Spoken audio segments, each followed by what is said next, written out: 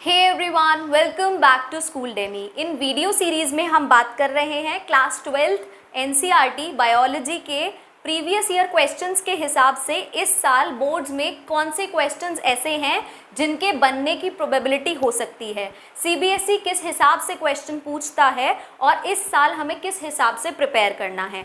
तो अगर आपको बोर्ड एग्जामिनेशन में अच्छे मार्क्स स्कोर करने हैं तो आप इन वीडियोज़ को देखना कंटिन्यू कर सकते हैं। हमने अभी तक यूनिट 1 रिप्रोडक्शन में sexual reproduction in flowering plants और ह्यूमन रिप्रोडक्शन ऑलरेडी कवर कर लिया है। अभी तक रिप्रोडक्टिव हेल्थ भी डिस्कस होना शुरू हो चुका है। इस चैप्टर में हमारा नेक्स्ट टॉपिक आता है मेडिकल टर्मिनेशन ऑफ प्रेगनेंसी, जिसे हम अबॉर्शंस भी बोलते हैं।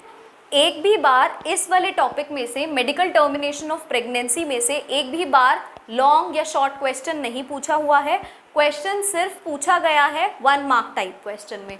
तो क्वेश्चन पूछा गया था कि जो गवर्नमेंट है उन्होंने strict condition medical termination of pregnancy यानी अबॉर्शन पे क्यों स्ट्रिक्ट कंडीशंस लगा दी गई हैं। मेडिकल टर्मिनेशन ऑफ प्रेगनेंसी 1971 में स्ट्रिक्ट कंडीशन लगाई गई थी। अबॉर्शंस लोग इसीलिए कराने लगे थे क्योंकि वो पहले एम्नियोसेंटेसिस के थ्रू सेक्स डिटेक्शन करा लेते थे और जब पता चल जाता था सेक्स डिटर्मिनेशन के थ्रू कि वो बेबी गर्ल है तो उसका अबॉर्शन करा दिया जाता था। इसी वजह से इन पर अबॉर्शंस पर रेगुलेशन लगाए गए। क्वेश्चन यही पूछा गया है, लेकिन और कैसे क्वेश्चन पूछे जा सकते हैं कि ऑलमोस्ट हर साल पूरे वर्ल्ड में 45 to 50 मिलियन अबॉर्शंस होते हैं। ये 45 to 50 मिलियन 1/5 है of the total conceived pregnancies.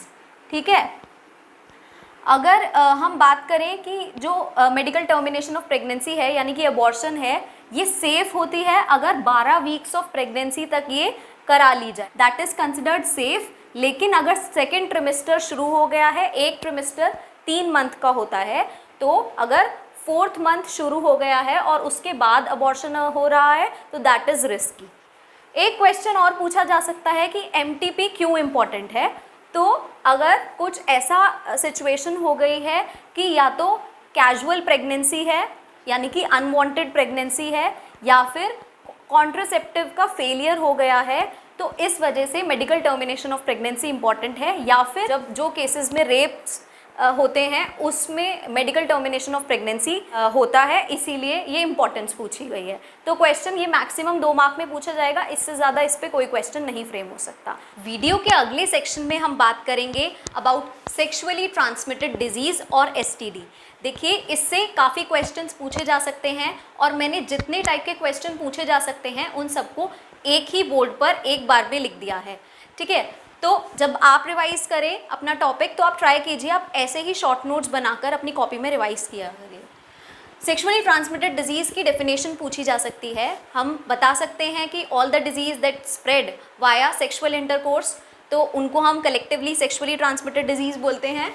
और इसको क्या क्या और बोल सकते हैं, वीडी, एसटीडी और आरटीआई, इसकी फुल फॉर्म पूछी जा सकती है। VD venereal disease, STD sexually transmitted disease और RTI is reproductive tract infection. 1 mark में आपको फुल फॉर्म पूछी जा सकती है। और जो सेक्सुअली ट्रांसमिटेड डिजीज़ है ये वल्नरेबल, इसके लिए सबसे ज़्यादा वल्नरेबल कौन सा एज ग्रुप है, ये नीट में क्वेश्चन पूछा जा सकता है। 15 to 24 ईयर्स के जो लोग होते हैं वो सबसे ज़्यादा वल्नरेबल हैं वाया एसटीडी। इसके सिम्टम क्या क्या हो सकते हैं, ये बोर्ड में क्वेश्चन पूछा जा सकता है 1 या 2 मार्क में।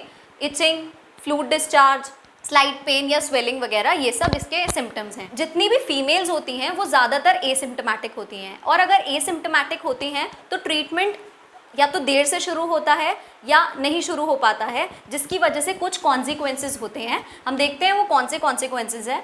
पेल्विक इन्फ्लेमेटरी डिजीज़ हो सकती है, अबॉर्शंस हो सकते हैं, स्टिल बर्थ हो सकता है, एक्टोपिक प्रेगनेंसीज हो सकती हैं और कैंसर हो सकता है। इनमें से कम आप 4 याद रखेंगे। ठीक है, और प्रिवेंशन कैसे पॉसिबल है, यूसेज ऑफ कॉन्डम्स ड्यूरिंग कॉइटस या अवॉइड सेक्स विद अननोन और multiple partners, and in case of doubt one should go to a qualified doctor and get complete treatment if diagnosed with the disease. तो ये सारे हमने topic देख लिए कि कहाँ से क्वेश्चन बन सकते हैं। अब एक चीज़ थोड़ी इंपॉर्टेंट है कि आपकी एनसीईआरटी में ये सब एग्जाम्पल के तौर पे गिवन है, लेकिन कैटेगराइजेशन नहीं है। कई बार कैटेगराइजेशन बोर्ड में भी पूछ लिया जाता है और नीट में तो पूछा ही जाता है। तो ये सेक्शन नीट और बोर्ड के पर्सपेक्टिव्स दोनों से इंपॉर्टेंट है। बैक्टीरियल डिजीज़, वायरल डिजीज़ और प्रोटोजोअन डिजीज़ के अंदर मैंने इसे डिवाइड किया है। बैक्टीरियल कौन सी हैं? गोनोरिया, क्लेमाइडिसिस और syphilis. Viral disease HIV, hepatitis, herpes. Protozoan ट्राइकोमोनासिस।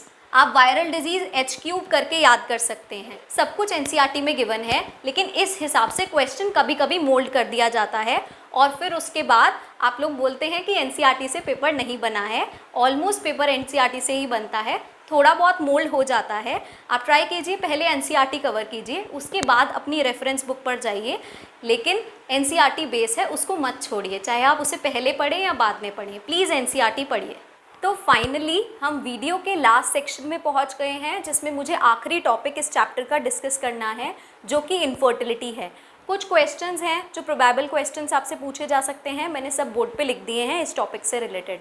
ये टॉपिक इंपॉर्टेंट है 2 या 3 मार्क क्वेश्चन में, और अगर आपको पूरा ART टेक्निक डिफाइन करने के लिए आ गई, डिस्क्राइब करने के लिए आ गई, तो ये 5 मार्क में भी पूछा जा सकता है।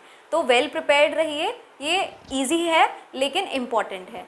इनफर्टिलिटी की डेफिनेशन 1 मार्क में पूछी जा सकती है। It is the inability of the couple to produce babies in spite of having unprotected sexual practices. 1 mark के बाद 2 मार्क में ये रीज़न पे क्वेश्चन पूछा जा सकता है। इनफर्टिलिटी के रीजंस इम्यूनोलॉजिकल या फिजियोलॉजिकल रीज़न हो सकते हैं, ड्रग्स हो सकता है, कंजेनाइटल डिजीज़ हो सकता है, फिजिकल डिजीज़ हो सकता है। आप ट्राई करेंगे कि आप इस टाइप के चार्ट्स बनाएं, फ्लो चार्ट्स बनाएं या इस टाइप के डायग्राम्स बनाएं, एरो के फॉर्म में आप रिप्रेजेंट करें, थोड़ा अच्छा इंप्रेशन पड़ता है एग्जामिनर के ऊपर। उसके बाद हम ART की बात करेंगे। इसकी फुल फॉर्म पे 1 मार्क में क्वेश्चन पूछा जा सकता है और डिफाइन करने के लिए आ सकती है। ये 2 टाइप्स की होती है, इन वीवो फर्टिलाइजेशन और इन विट्रो फर्टिलाइजेशन। इसमें भी ये भी 2 या 3 मार्क में क्वेश्चन पूछा जा सकता है। अगर हम इन विट्रो फर्टिलाइजेशन की बात करें तो इसे हम टेस्ट ट्यूब बेबी प्रोग्राम भी बोलते हैं। टेस्ट ट्यूब बेबी प्रोग्राम नाम से समझ में आ रहा है कि लैब्स में ये प्रैक्टिस होती है, इन वीवो बॉडी के अंदर होती है। तो अगर ओवा हमने लिया है फ्रॉम वाइफ और हेल्दी फीमेल डोनर और स्पर्म्स लिए हैं फ्रॉम हस्बैंड या हेल्दी मेल डोनर, उसको फ्यूज़ करा के अगर हमने जाइगोट प्रिपेयर कर लिया है inside the labs and the conditions are similar as the conditions in the body, तो इस पूरे प्रोसेस को हम बोलेंगे इन विट्रो फर्टिलाइजेशन या test tube baby program. In vivo fertilization में मेल और फीमेल गैमीट का फ्यूजन करके जाइगोट बनता है और ये 2 टाइप की होती है, जिफ्ट या IUT। जिफ्ट में क्या होता है? Zygote intrafallopian transfer. अगर जो जाइगोट है डिवाइड करने के बाद 8 ब्लास्टोमियर स्टेज में है तो उसे फेलोपियन ट्यूब में इंसर्ट कराते हैं, और अगर वो more than 8 cell blastomere stage में है तो उसे यूट्रस में इम्प्लांट करते हैं। ये दोनों 1-1 मार्क में फुल फॉर्म या डिस्क्राइब करने को आ सकता है कि क्या ट्रीटमेंट है। अगला आता है गिफ्ट, ये इंपॉर्टेंट है। गैमीट इंट्राफेलोपियन ट्रांसफ़र, इसमें क्या होता है? फीमेल हेल्दी डोनर से ओवम कलेक्ट किया जाता है और उसे फेलोपियन ट्यूब में ट्रांसफ़र करा दिया जाता है। जो फेलोपियन ट्यूब होती है वो इस हेल्दी डोनर फीमेल की नहीं होती है, वो किसी और फीमेल की होती है। इस फीमेल जिसकी फेलोपियन ट्यूब में ये ओवम ट्रांसफ़र कराया गया है, ऑब्वियसली ये खुद ओवम नहीं प्रोड्यूस कर पा रही है। इसकी जो फेलोपियन ट्यूब हैं वो सुटेबल कंडीशन प्रोवाइड करा सकती हैं for the fertilization and for the further development of foetus. Next technique आती है ICSI, इंट्रासाइटोप्लाज्मिक स्पर्म इंजेक्शन। इसमें स्पर्म्स जो होते हैं वो ओवम में डायरेक्टली इंजेक्ट करा दिए जाते हैं और ये प्रोसेस लैब में होता है, जिसके बाद फर्दर एम्ब्रियो बनता है। लास्ट कंडीशन आती है आर्टिफिशियल इंसेमिनेशन। इसमें क्या होता है? जो हस्बैंड होता है या हेल्दी मेल डोनर होता है उससे आर्टिफिशियली इंट्रोड्यूस करा दिया जाते हैं स्पर्म्स इनसाइड द वेजाइना और the uterus of the female. This male donor और the husband is unable to inseminate और have very slow sperm count. आपको पता है जो जेन्युइन या नॉर्मल स्पर्म काउंट है that is 200 to 300 million per ejaculation. अगर 200 मिलियन से कम हो रहा है तो उसमें इस टेक्निक को यूज़ किया जाता है। मैंने ट्राई किया है कि सारे इम्पॉर्टेंट क्वेश्चंस टॉपिक मैं आपके साथ डिस्कस कर पाऊँ। फिर भी अगर कोई ऐसी प्रॉब्लम है जो आप इस टॉपिक में फेस कर रहे हैं या इस चैप्टर में फेस कर रहे हैं, मुझे नीचे कमेंट सेक्शन में बताइए। मैं ट्राई करूँगी टाइम से जल्दी उस पर वीडियो ला सकूँ। अगर आपको ये सब वीडियोस हेल्पफुल लग रही हैं, प्लीज़ आप इसे अपने फ्रेंड्स के साथ शेयर कीजिए, मेरे चैनल को सब्सक्राइब कीजिए और इस वीडियो को लाइक कीजिए।